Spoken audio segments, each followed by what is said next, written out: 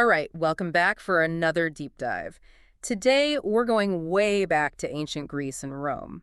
You know, I think for a philosophical mind, getting into the origins of logic is going to be fascinating. It's like we're tracing the very roots of how we think, how we reason, back to the very beginnings. Yeah, absolutely. For someone who thinks about truth and validity and inference all the time, this is like going back to the source. It's like seeing where these concepts first emerged the very first time someone articulated them. And we've got a really great source to guide us, the ancient logic entry from the Stanford Encyclopedia of Philosophy. Super in-depth, super well-researched. What we're going to do today is unpack how the systematic study of reasoning, actual logic, arose from those more everyday kinds of arguments that people were having. Yeah, exactly. I mean, think about it. Even before Aristotle came along and formalized everything, you have these thinkers, these sophists in the 5th century BCE, like Protagoras and Alcidamas. And they were already doing something really interesting. They were categorizing different types of sentences. Sentences. Like, what kind of categories are we talking about here? Well, they were looking at things like wishes, questions, assertions, denials, all these different ways that we use language. So already we're seeing this awareness that language isn't just about making straightforward statements of fact. There's all these different things we do with it. Right, exactly. They're starting to see that reasoning itself isn't just about figuring out what's true. It's also about persuasion. It's about questioning. It's about expressing different kinds of attitudes. That's so interesting. Like, from a philosophical perspective, it's expanding the whole scope of what logic might even be about. Yeah, absolutely. And then you have Antisthenes coming along and defining a sentence as that which indicates what a thing was or is. Now, this definition is really interesting because it explicitly links language to existence, to what actually is in the world, and also to temporality, to time. It's saying language isn't just some abstract game, it's grounded in reality and how things change over time. Exactly. And then you have these fascinating debates about the nature of truth itself, popping up in works like the soi logoi, the double arguments. Oh, I've heard of that one. They really dig into the whole question of what makes something true, right? Yeah, and they're contrasting two really fundamental ideas. On the one hand, you have this view that truth is something that can shift over time, that a sentence could be true at one point and then false at another, depending on when it's uttered. So truth is kind of relative to the moment you're speaking. Right.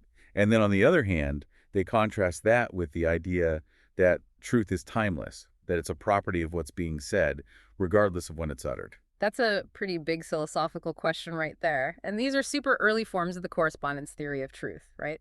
That truth is about matching up what we say with how the world actually is. Exactly.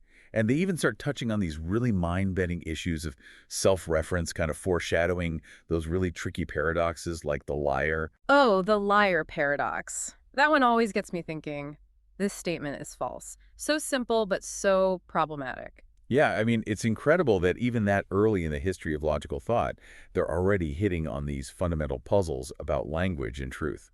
Makes you wonder if there's something inherently paradoxical about the way we use language to represent reality. For sure. And speaking of grappling with these fundamental questions, we can't forget about Plato. Now, a lot of his work is wrapped up in metaphysics, these big questions about the nature of reality. Law forms and all that. Exactly. But his dialogues, especially the Sophist, are full of these proto-logical insights, ideas that I think would really resonate with a philosophical mind. For example, he analyzes simple statements, breaking them down into their basic parts. Like subject and predicate. Yeah.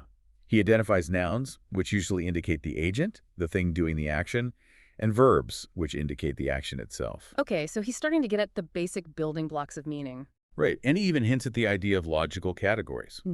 He seems to be saying that you can't just combine any random nouns and verbs and expect to get a meaningful statement. It has to make sense, not just grammatically, but in terms of what it's actually claiming about the world. Exactly. He's making this really important distinction between syntax, which is how we structure language, and semantics, which is about what that structure actually means, what it refers to in the world. So you can have a sentence that's perfectly grammatically correct but doesn't actually mean anything versus one that's both grammatically correct and makes a real claim about reality. Precisely.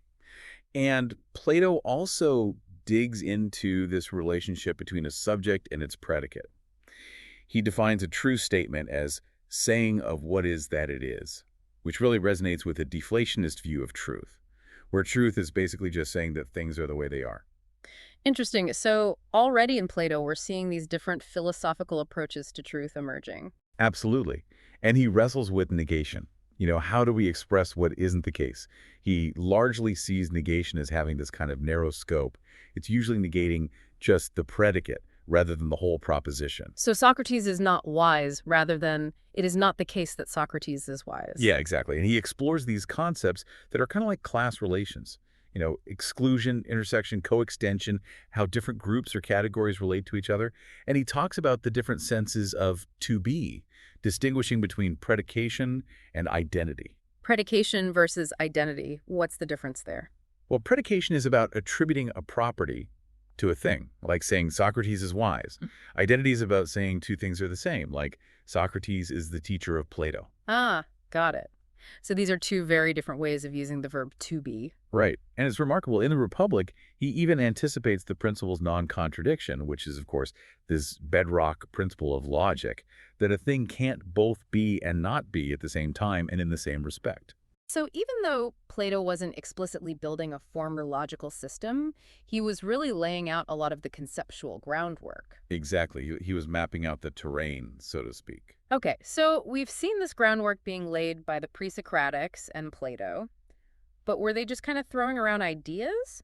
Or was there some actual structure to how they argued? Were they already starting to think about what makes a good argument versus a bad one? Well, they didn't have formal systems in the way we think of them now, with all the rules and symbols and stuff, but there's definitely evidence that they were thinking pretty hard about argument forms and what makes an inference valid. Take Zeno of Elea, for example, famous for all those paradoxes. Oh yeah, like the one about Achilles and the tortoise. Exactly. He often uses these arguments that look a lot like reductio ad absurdum. Which is? It's where you basically show that your opponent's position leads to something impossible or contradictory, a real absurdity, and then you conclude that their initial position must be wrong. Ah, so you kind of trap them in their own logic. Right. And then you have Socrates with his famous elenctic method. That's where he's constantly asking questions, right? Kind of leading people into contradicting themselves. Exactly. It's like he's guiding his interlocutors to these conclusions that clash with their own initial beliefs. Now, neither Zeno nor Socrates explicitly sat down and wrote treatises on logical theory, but their methods clearly show this kind of intuitive understanding of argumentation, of what makes a good, convincing argument. It's like they were developing the practical tools of logic through actual philosophical debate. Exactly. And then you have Plato, who takes those back and forth exchanges and formalizes them into this whole practice of dialectical argument within his academy. The fact that they're even developing vocabulary to talk about these intellectual contests, it shows that they're becoming aware of these underlying patterns of argument. It's like they're starting to see the logic beneath the surface of the debate. Yeah, exactly. And you mentioned paradoxes earlier. Those really take center stage in the 5th and early 4th centuries BCE. You have Eubulides, who comes up with the liar paradox, but he also created others like the Sorites paradox, the paradox of the heap. The heap. Yeah, it's all about vagueness. Like, if you keep adding grains of sand to a pile, at what point does it become a heap? And when you take grains away, when does it stop being a heap? Where's that exact boundary? That's a tough one. You'd think there'd be a clear answer, but the more you think about it... Exactly. It gets really tricky. And Plato's Euthydemus is actually full of these contemporary fallacies that people were using in arguments. Trying to sort out these paradoxes really pushed people to develop more precise logical terminology. And they had to get a lot clearer about what makes a good argument versus a bad one, what makes a conclusion actually follow from the premises. So paradoxes were like this driving force for refining logical thinking. Totally. And some scholars even suggest that Greek mathematics, which was really taking off around the same time, might have provided a kind of model for Aristotle's later, more systematic approach to logic. That's interesting because mathematics is all about proof, right? Rigorous step-by-step reasoning. Right, and maybe that precision, that way of thinking, influenced how Aristotle went on to develop his syllogistic. It's a really compelling connection. It makes sense. Okay, so we've seen how the pre-Socratics and Plato set the stage. Now we come to the big guy, Aristotle, whose name is practically synonymous with logic for a lot of people. Yeah, he's really considered the first great logician. His work Seriously. was incredibly influential for centuries, basically from the 4th century BCE right through to the 19th century CE. Thinkers within his school, the Peripatetics, they collected and organized all his logical writings into this compilation they called the Organon. The organon, I've heard of that. But what does that word even mean? It means tool, which is really interesting because it shows how they saw logic, not as a separate branch of philosophy, but as an essential tool for philosophical inquiry. Like a set of instruments for thinking clearly and rigorously. Exactly. And the Organon isn't just one book. It's actually a collection of several really important works, each one dealing with a different aspect of logic. So like chapters in a big logic textbook, kind of? Yeah, you can think of it that way. Traditionally, it includes the categories, which is all about classifying the different kinds of things we can talk about. Then you have des interpretatione, which means on interpretation, which focuses on propositions, those statements that can be true or false, and their truth values. Okay, so that's getting into the heart of what logic is about, how we make claims about the world. Right. And then there's the prior analytics, where Aristotle develops his famous theory of the syllogism, which is all about deductive reasoning. Then you have the posterior analytics, which gets into scientific demonstration and the theory of knowledge itself, and the topics, which explores dialectical reasoning and argumentation.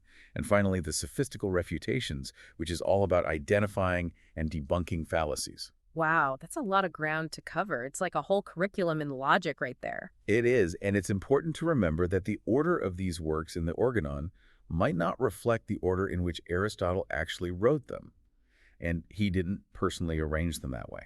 So we're getting this kind of curated collection of his logical writings put together by his followers. Exactly. And, it's also interesting to note that Aristotle talks about logical principles and ideas in other works, too, like his Metaphysics, where he discusses things like the principle of non-contradiction. So logic is really woven throughout his whole philosophy. Yeah, it's central to his whole way of thinking. So within this huge body of work, where do we see the core of his formal logical systems start to take shape? Well, his work on dialectics and the topics is a really good place to start. It's basically a handbook for how to have structured arguments, how to establish or refute a claim, and it lays out all these rules and strategies for doing that. So it's like a practical guide to argumentation. Yeah, and some of those rules and procedures that he describes actually look a lot like formal logical laws. You can really see the seeds of formal logic starting to sprout there. Interesting. So even though it's not fully formalized, it's clear he's already thinking about the underlying logic of these arguments. Exactly. And then you have the sophistical refutations, which is super important because it's the first time anyone systematically classifies fallacies.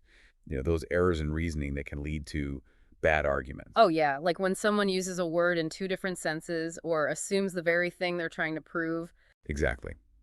And he categorizes these fallacies based on the specific logical mistake they involve. And he even gives methods for how to spot them and how to expose them in an argument. I think for a philosophical mind, this focus on how arguments can go wrong is just as important as understanding how they can go right. That's such a good point. It's like to really understand what makes a sound argument, you need to understand all the ways an argument can go off the rails. Precisely. And so, moving from the level of arguments down to the components of sentences themselves, you have Aristotle's categories. This is where he examines the most general kinds of things that can be the subject or the predicate of a statement. Give me some examples. Sure, things like substance, quantity, quality, relation. Okay, so these are like the basic categories of being, the fundamental ways we classify the world. Exactly. And then in the topics, he takes this further and introduces the four predicables, which are the different ways that a predicate can be related to a subject. Four predicables. Yeah. There's definition, genus, unique property, and accidental property. Like if the subject is human, the definition might be rational animal, the genus might be animal, unique property might be capable of laughter, and an accidental property might be having brown hair. Okay, so it's all about how we attribute different kinds of properties to things. Right. And this seems like it's getting at something really fundamental about how we understand the world through language, how we carve it up into different kinds of things and properties. It's a really crucial step for any logical system that's going to deal with subjects and predicates. It's like providing a basic framework for making claims about how things are. Exactly. And then in De Interpretatione, Aristotle lays out his theory of simple declarative sentences. And he distinguishes these sentences from other kinds of discourse, like questions or commands. What makes declarative sentences special? Well, for Aristotle, the key thing is that they can be either true or false. They're what he considers to be truth bearers. And for him, these truth bearers are spoken sentences that directly represent thoughts. So they're language expressing thought, which in turn is about the world. Exactly. And those thoughts, they indirectly refer to things in the external world. Okay, so there's this chain of representation going on, from language to thought to reality. Yeah. And he explains how these simple sentences are put together, how they're constructed. They have a subject, which is usually a noun or a noun phrase, and then a predicate, which could be a verb or another noun phrase linked by the verb to be, the copula. Like Socrates is a philosopher. Exactly. And he analyzes affirmation and negation, how we make positive and negative claims. And what does he say about negation? Well, he observes that in a negative statement, the negative particle, the not, usually applies to the predicate rather than the whole proposition. Yeah. Like in Socrates is not wise, the not is modifying wise, not the whole sentence. And it's a de-interpretation that he really starts to lay the groundwork for understanding the logical relationships between different kinds of statements. This is where that whole idea of the square of opposition starts to develop, right? Not quite the fully developed square that we see in later commentators, but yeah, he's definitely laying the groundwork. Okay, tell me more about that. Well, he defines truth for affirmations and negations in a way that's compatible with both a correspondence theory and a deflationist view of truth. Hmm.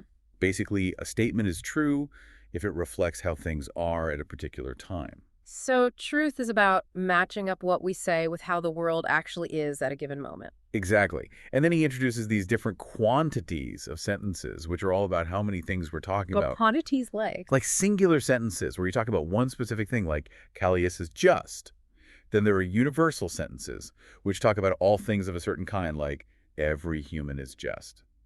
And particular sentences, which talk about some things of a certain kind, like some human is just. And finally, indefinite sentences, where you're not being specific about how many, like a human is just. So he's really breaking down the different ways we can make general claims about things. Exactly. And these categories, they form the basis of what later came to be called categorical sentences. Categorical, because they're about putting things into categories. Exactly. And he also makes this important distinction between contrary and contradictory opposition between sentences. Contrary versus contradictory. Yeah. So, for example, a universal affirmative statement, like, all humans are mortal, and its corresponding particular negative, like, some humans are not mortal, those are contradictories. Meaning they can't both be true and they can't both be false. One of them has to be true and the other one has to be false. Okay, that makes sense. If all humans are mortal, then it can't be true that some humans are not mortal. Exactly. But then you have contrary statements like, all humans are just and no humans are just. Okay, so those are opposites too. Yeah, but they're contraries, not contradictories. Meaning they can't both be true, but they could both be false. So it could be that some humans are just and some aren't, which would make both of those statements false. Precisely. And he even gets into this really fascinating philosophical problem about future tense sentences that talk about contingent events. Contingent events. Things that could happen or not happen, like there will be a sea battle tomorrow. That's a future tense sentence about something that might happen, but it might not. It's contingent. Okay, so what's the problem with that? Well, he raises this question. Does the principle that one of a pair of contradictory statements has to be true and the other one has to be false, does that apply to these future tense sentences right now? Because we don't know if there will be a sea battle tomorrow or not. Exactly. And it seems like he was considering the possibility that these sentences might not actually have a definite truth value in the present, but he still wanted to uphold the law of excluded middle, the idea that either there will be a sea battle or there won't be. It's almost like he's getting into the whole philosophy of time here, the nature of future events. He is. Yeah. It's really remarkable how he's already grappling with these issues that are still being debated today. It's like he's anticipating modern discussions about future contingents. Super cool, but his most famous contribution to logic has got to be the syllogism, right? Absolutely. His non-modal syllogistic, which he presents in the prior analytics, is really his logical masterpiece. This is where he gives us the first systematic treatment of deductive inference. Deductive inference, meaning if the premises are true, the conclusion has to be true. Right, it follows necessarily. Yeah. And he defines a syllogism as an argument in which Certain things being laid down, those are the premises, something different from what is laid down follows of necessity because of their being so. So basically, it's an argument where a new piece of knowledge follows directly from the premises.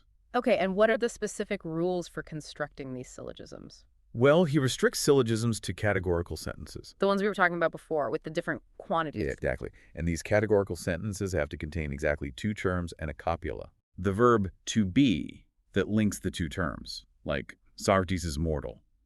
Socrates and mortal are the two terms, and is the copula. And this is where his famous use of letters to stand in for terms comes in. Right. Like A and B. Exactly. Yeah. So instead of saying all humans are mortal, he might say A belongs to every B, where A stands for human and B stands for mortal. And by doing this, by abstracting away from the specific content, he can analyze the form of the argument, the structure that makes it valid, regardless of what you're talking about. So it's the structure that determines whether the argument is logically sound, not the specific content of the terms. Exactly. And then he goes on to classify all the possible combinations of these categorical premises into three figures. And these figures are based on the position of the middle term, which is the term that appears in both premises, but not in the conclusion. The middle term. Yeah, it's the link between the two other terms. So for example, in the classic syllogism, all men are mortal, Socrates is the man, therefore Socrates is mortal, the middle term is man. Ah, I see. It connects the subject of the conclusion, Socrates, with the predicate of the conclusion, mortal. Precisely. And the three figures, they just tell you where the middle term appears in the premises. Can you give me the rundown of the figures? Sure. So in the first figure, the middle term is the subject of the first premise and the predicate of the second. Okay, so it would be like M is P, S is M. Exactly. And then in the second figure, the middle term is a predicate in both premises. So P is M, S is M. Right. And lastly, in the third figure, the middle term is the subject in both premises. So M is P, M is S. You got it. And then Aristotle systematically analyzes which combinations of these premise types within each figure will give you a logically valid conclusion. So he's basically working out all the possible valid syllogistic forms. Yeah, he considered the syllogisms of the first figure to be self-evidently valid, what he called the complete syllogisms. And then he developed these methods to prove the validity of the syllogisms in the second and third figures by reducing them to the first figure. Reducing them, what does that mean? It means showing that they can be transformed into first-figure syllogisms using certain rules. What kind of rules? Well, he uses three main techniques. The first is conversion, which is basically swapping the subject and the predicate of a premise. But you can only do this under certain conditions that preserve the truth of the statement. Okay, so you can't just swap them willy-nilly. Right. Then there's reductio ad absurdum, which is where you assume the opposite of the conclusion you're trying to prove, and then show that that leads to a contradiction. So that proves that your original conclusion must be true. That's a classic logical move. It is. And then the third technique is called exposition, or ecthesis, which is a bit more controversial. Controversial. Yeah, it involves taking a particular instance of something to represent a general claim. Can you give me an example? Sure. Like if you wanted to prove that all swans are white, you might use the example of one specific white swan as evidence. Now, the exact way ecthesis works and whether it's a legitimate logical move, that's still debated by scholars. So some people think it's a bit of a cheat. You can say that. Some people think it smuggles in an extra assumption, that the particular instance you're choosing is actually representative of the whole category. Interesting. So through these different methods, Aristotle is able to prove the validity of all the different syllogistic forms. Exactly. And he identifies 14 valid syllogisms, which were later given these mnemonic names to help people remember them. Names like Barbara, Celerent, Dari, Furio. Mnemonic names, like little memory tricks. Yeah, they use the vowels in the names to indicate the types of categorical propositions involved in each syllogism. Like Barbara was a syllogism with 3 universal affirmative propositions, all A or B, all B or C, therefore all A or C. Wow, that's clever. Right. And he also implicitly recognized that there are more valid forms that can be derived through conversion, swapping the subject and predicate, and through principles he discussed in his topics. So he's got this whole system for generating and proving the validity of different arguments. Exactly. And from a modern perspective, Aristotle's syllogistic can be interpreted as a form of sequent logic, which focuses on these relationships of logical consequence, or as a particular fragment of first-order logic, which is a more general and powerful system. Okay, I'm going to need to break this down a bit. What are sequent logic and first-order logic? Sure. So sequent logic is a way of formalizing logic, where you focus on proving that one set of formulas logically implies another set of formulas. It's really good at capturing the structure of deductive proofs. And first-order logic is this more expressive kind of logic that allows you to use quantifiers like for all and there exists, and to talk about individuals and properties in a really precise way. And how does Aristotle's syllogistic fit into all of this? Well, it turns out that his system is sound and complete under a set theoretic interpretation. Sound and complete? Yeah, so sound means that every argument that you can prove valid in the system is actually logically valid. It's a good argument. And complete means that every logically valid argument can be proven in the system. Ah, so it captures all the valid arguments of a certain kind. Exactly. And in this set theoretic interpretation, you basically think of the terms in the syllogisms as representing sets. So all men are mortal means that the set of all men is a subset of the set of all mortals. Okay, that makes sense. So you're mapping his logical system onto set theory. Yeah, and it turns out that they fit together perfectly. And there's also this general agreement among scholars that Aristotle's syllogistic exhibits characteristics of a relevance logic. Relevance logic. What does that mean? It means that the premises and the conclusion have to have a real connection in content for the argument to be valid. It's not enough that the conclusion just happens to be true whenever the premises are true. There has to be this genuine connection, this relevance between them. So it's not just about truth preservation, it's about the premises actually being relevant to the conclusion. Exactly. And this really emphasizes the tight semantic relationship between the terms in his syllogisms. They're not just abstract symbols. They're actually representing real concepts that are connected to each other in meaningful ways. So we've covered Aristotle's non-modal syllogistic, but he didn't stop there, did he? No, he didn't. He also pioneered the study of modal logic. Modal logic? Yeah, logic that deals with modalities like necessity, possibility, and contingency. Right. So instead of just saying Socrates is mortal, you might say Socrates is necessarily mortal, or Socrates is possibly wise. Exactly. He recognized that categorical sentences could include a mode, which basically tells you something about the way the predicate belongs to the subject. It could belong necessarily, possibly, actually, contingently, or even impossibly. Okay, so that adds a whole new layer of complexity to things. It definitely does. Yeah. And in Diesel Gravitazione, he discusses how these modal operators, those words like necessarily and possibly, how they modify the whole predicate or the copula connecting the subject and predicate. So they have a wider scope than negation, which usually just modifies the predicate itself. Exactly. And he lays out some basic logical relationships between these modal operators, like how necessity implies possibility. If something is necessarily true, then it's definitely possible. Makes sense. Right. And he also gets into the question of what are the contradictories of these modalized sentences? Like, what's the opposite of Socrates is possibly wise? That would be. Well, there are a couple of different ways to think about it.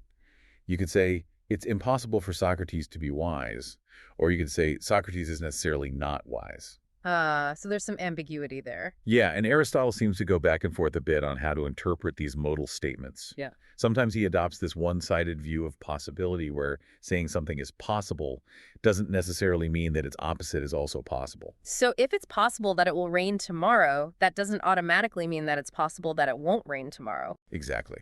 But then at other times, he seems to take this two-sided view of possibility, where if something is possible, its negation is also possible. Okay, so he's not always entirely consistent in how he handles these modalities. Right. And then, of course, he tries to integrate these modalities into his theory of the syllogism, which is where things get really complicated. Yeah, that sounds like a recipe for headaches. It can be. Yeah. His modal syllogistic, which he develops in the prior analytics, is notoriously difficult, and it's been the subject of tons of scholarly debate and many attempts to formalize it. He considers all these different combinations of premises that include necessity, possibility, or no nodal operator at all. Okay, so you can have a syllogism with all necessary premises, or all possible premises, or a mix of the two. Exactly. And while syllogisms with two necessary premises often work just like their non-modal counterparts, things get trickier with these mixed modal syllogisms. They include many cases that even ancient commentators found problematic. For instance, he seems to have accepted the inference from A necessarily belongs to all B and B belongs to all C to the conclusion A necessarily belongs to all C. And that was controversial. Yeah, because some people argue that even if all B's happen,